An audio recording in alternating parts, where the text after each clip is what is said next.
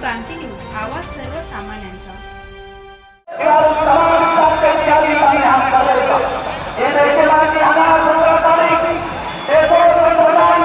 महाराष्ट्रात मराठानंतर आता बंजारा हा समाजही पेटून उठलेला आहे।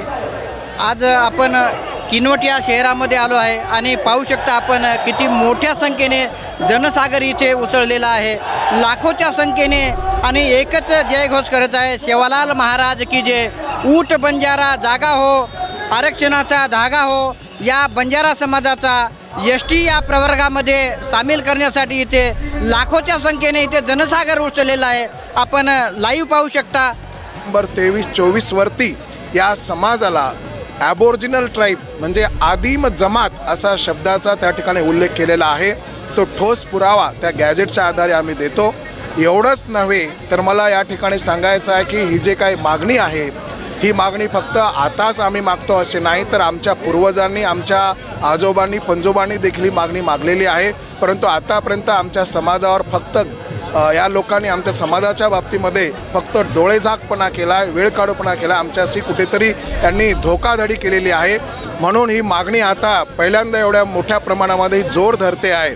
आणि या हैदराबाद गॅजेटचा आधारच नव्हे तर CP अँड बेरार 1950चा रेकॉर्ड त्या ठिकाणी आहे। त्यामध्ये मध्य भारतातील हा सगळा समाज पूर्णतः ट्राईबमध्ये होता। 1931ची जे जनगणना आहे त्यामध्ये देखील या समाजाची नोंद त्या ठिकाणी आदिवासी म्हणून आहे।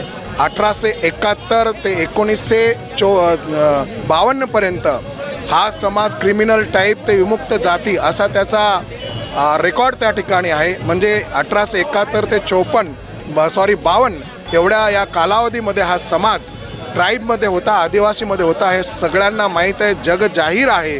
आणि सगळ्यात महत्त्वाचं म्हणजे 1965ची जे काही लोकूर कमिशन आहे त्या कमिशनमध्ये आदिवासी प्रवर्गामध्ये जाण्यासाठी किंवा समाविष्ट होण्यासाठी जे 5 महत्त्वाचे निकष असतात, त्या 5ही महत्त्वाचे निकष आम्ही त्या ठिकाणी पूर्ण करतो।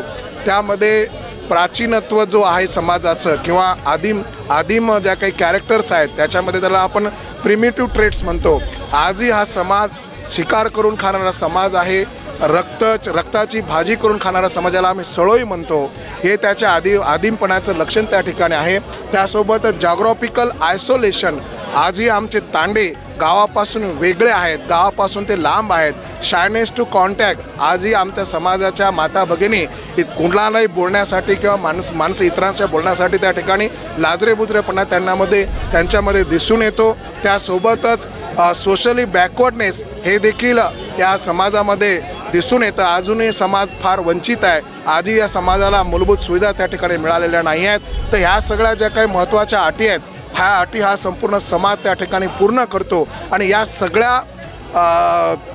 सगळ्या जे काही नोंदी आहेत किंवा पुरावे आहेत, या पुराव्याच्या आधारे आमची या महाराष्ट्र सरकारला अशाच नवनवीन बातम्या पाहण्यासाठी आमच्या महाराष्ट्र क्रांती न्यूज या YouTube चॅनलला लाईक करा, सबस्क्राईब करा आणि बेल आयकॉनला प्रेस करा।